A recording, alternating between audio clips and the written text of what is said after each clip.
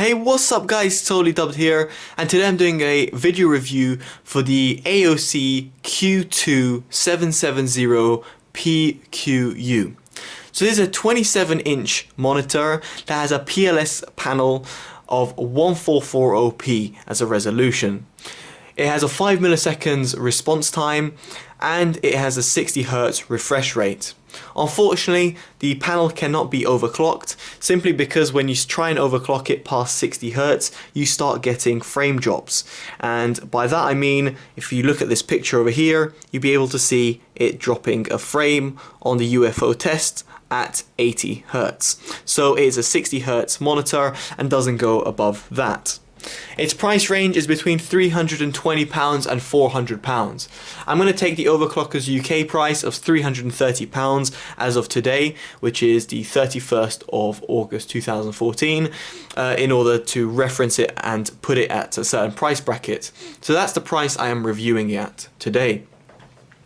Now, before getting into technicalities of how the panel looks like and everything like that, I'm going to go over the design features and the build quality, the OSD, and the inputs it has, and then go on to the panel itself. Then after that, to my conclusion and thoughts.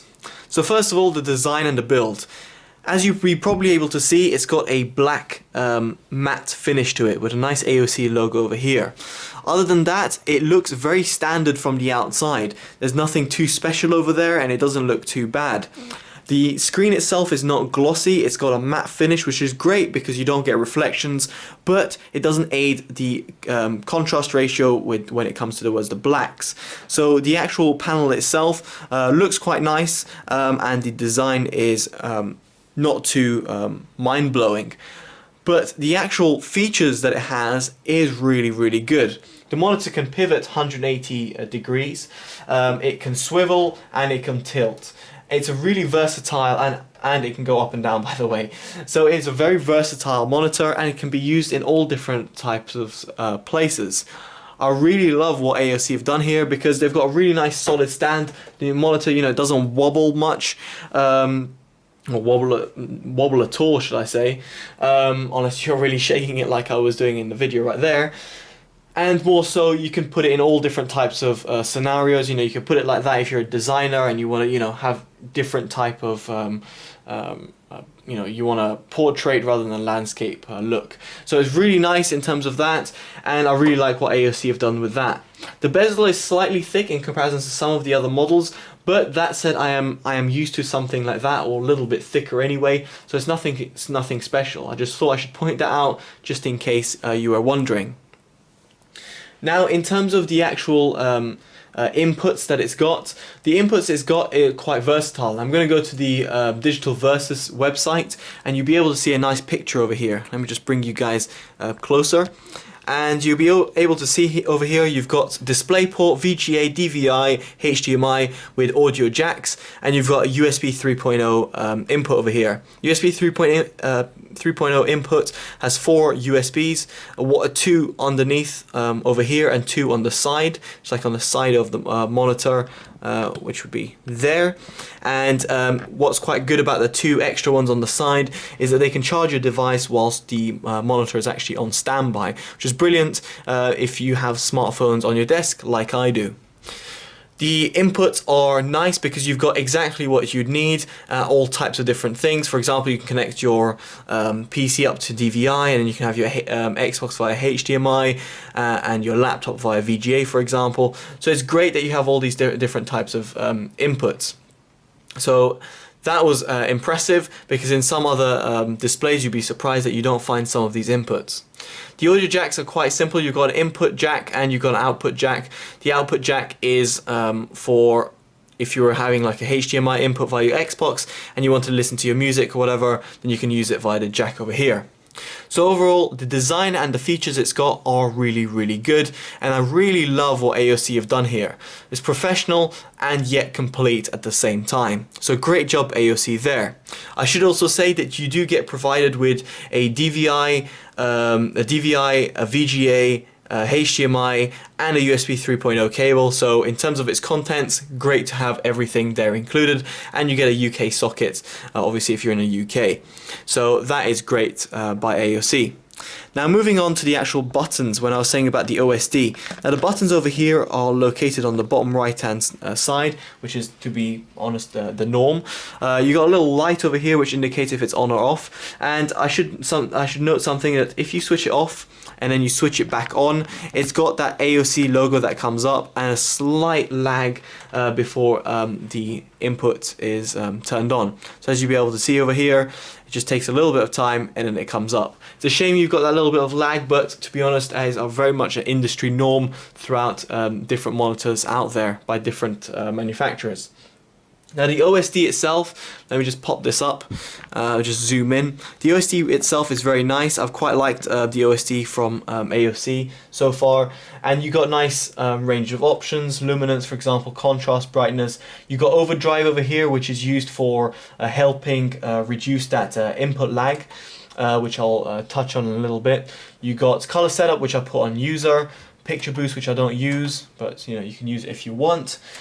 OSD setup, so obviously how you like this to look, and then the inputs, for example, if you want to have the input select as like standard as DVI, it's great. And you've also got quite a useful bit over here saying the resolution and then also its refresh rate, which is absolutely excellent to have. So overall the OSD is absolutely great and I really like it. Now the buttons over here actually do different type of things. So if I hit the, I'm just going to zoom out just a little bit again, and then bring it over here. If I hit the left side, it brings up a different selection for the inputs: DVI, D sub, HDMI, and DP for DisplayPort. That is really good. If I hit the minus button, it comes up with clear vision, which I like to keep off. If I hit the plus button, it changes the volume of the monitor. And yes, this does have speakers. The speakers are actually quite horrible, and it's not something I would ever use, but it's there just in case some people need it. Then you've got the menu button, which brings up obviously the OSD itself. So overall, the quick functionalities over here are brilliant, and the actual functionalities of the OSD are excellent as well. Now moving on to the most important part, the panel. Now the panel is a PLS panel, and therefore it's like an IPS technology. You're going to have great viewing angles, which it really does, and also, more importantly, excellent color reproduction. However, that's not the case with most monitors. But in this case, with the AOC, you do get absolutely stunning colors. I have to say I was very impressed with the color reproduction, and more so with a little bit of tweaking in terms of shifting the gamma just a little bit with a color profile, which I can share in the description below if you're interested. Using the color sustainer by Yasamoka, then you get a really nice blend. Now I'm not sure if you'll be able to see it maybe in the background over there, but it slightly darkens the display and therefore shifts the gamma just a little bit. And I'm not sure if the camera will be able to pick it up, but you could maybe able to see it kind of dimming. The color profile I use is kind of more of a subjective thing, but also improves the actual viewing experience. But even without a color profile and just out of standard with a user profile set or sRGB, you get a really nice color reproduction, and I've got to say I was very much impressed. As I said, the blacks aren't really aided by the fact that you haven't got a glossy panel, but that said, I'm quite used to having a non-glossy panel because I don't really like a glossy panel because you can see yourself in a reflection behind. Anyway guys, apart from that, you've also got the input. Now the input lag is something notified by when you move your mouse of your keyboard and how long it takes for it to respond. So it's quoted at 5 milliseconds G2G, but I must say I did notice a slight input lag, which is kind of odd for me because normally I don't really notice the difference between 8 or like say 5, but in this respect I did notice a little bit of difference, and unfortunately I must say that if you're going to be a serious FPS gamer, then probably the monitor isn't for you, and you're probably going to look for something that's like a 1 millisecond G2G response time. That said, you're probably going to be sacrificing the panel panel, or going to be paying an extra £200 for a monitor that's quoted with 1 millisecond rather than 5 milliseconds. The 5 millisecond response time is aided by overdrive, and that's why it brings it down to 5 milliseconds. I think the panel standard is a little bit higher than that, but I don't want to be misquoted on that, so I'm not going to state anything. I'll leave below in the description the digital versus review, as you'll be able to see that a response time 13 millisecond average, which is I think what I'm experiencing, and you'll be able to see also the TFT Central review, which goes really in depth about response time and its responsiveness. But overall, it's a good monitor, and obviously that's not the one I'm looking for. I was looking at my QNX. This is the review you'll be looking at, which I'll leave in the description below. So overall, this monitor is an excellent monitor. I really do recommend it, especially for viewing movies or watching TV or anything like that.